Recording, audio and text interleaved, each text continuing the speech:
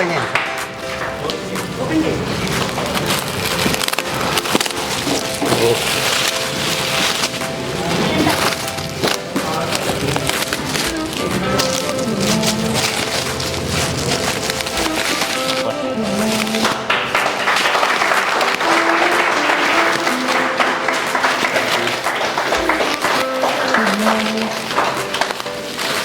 Light పెట్టాలా?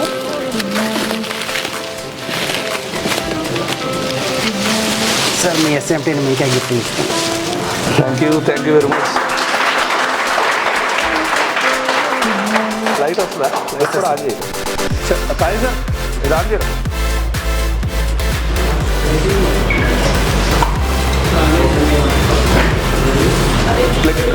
Plug box తీసుకో. Spykar తీసుకో.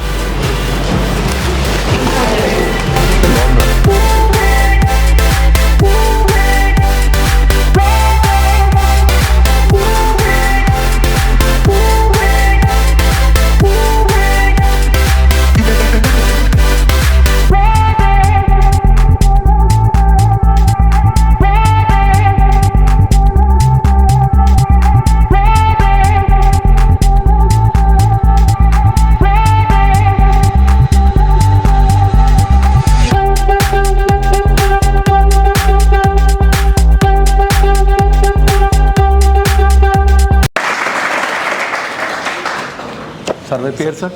రాము సార్. రాము గారు. సార్ భయం పోయిందా? పోయింది సార్. అంటే స్టార్టింగ్ వచ్చినప్పుడు సార్ నాకు ఐసీ రీబాలింగ్ వస్తుందా లేదో ఇలా ఆలోచిస్తుండే. సార్ నేను ఏం చెప్పానంటే ఫస్ట్ 10 days చూడండి, మీకు ఏమైనా ప్రాబ్లం ఉంటే తీసుకెళ్ళిపోండి అని చెప్పడం జరిగింది. తర్వాత మొబైల్స్ కూడా మీరు ఆన్ చేసినట్టున్నారు. ఎన్ని మొబైల్స్ ఆన్ చేసుకున్నారు సార్? దాదాపు 4 మొబైల్స్ ఆన్ చేసి క్లాస్. సార్ మీకు ఎలా అనిపించింది ఈ 30 days కోర్స్ అని ఎస్ఎంటీలోకి వచ్చాక నేర్చుకోవడం జరిగింది?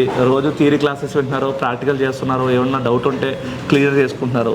సో ఇన్స్టిట్యూట్ పరంగా, టూల్ కిట్ పరంగా, ఇక్కడ సబ్జెక్ట్ కానీ హ్యాండ్ స్కిల్స్ కానీ మీకు ఎలా అనిపిస్తుందో చెప్పండి.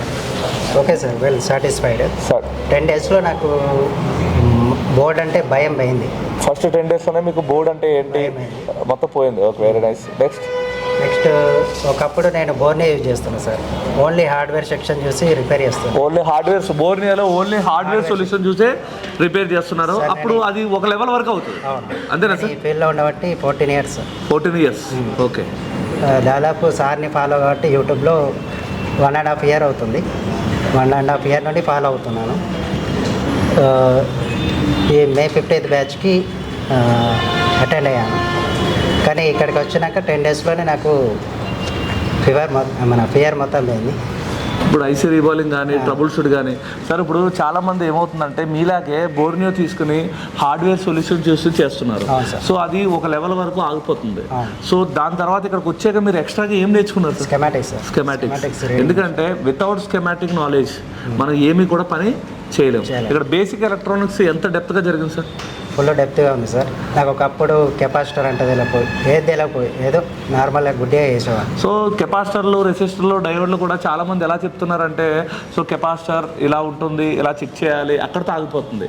కానీ దాన్ని క్లియర్గా మనం విత్ డయాగ్రామ్లో విత్ ప్రాక్టికల్గా చేసి చూపించడం జరిగింది. అది డయోడ్ కానీ, జీనా డయోడ్స్ కానీ, కెపాసిటర్స్ కానీ, రెసిస్టర్స్ కానీ అవి ఎలా వర్కింగ్ ఎలా అవుతున్నాయి సర్క్యూట్లో అని చెప్పడం జరిగింది.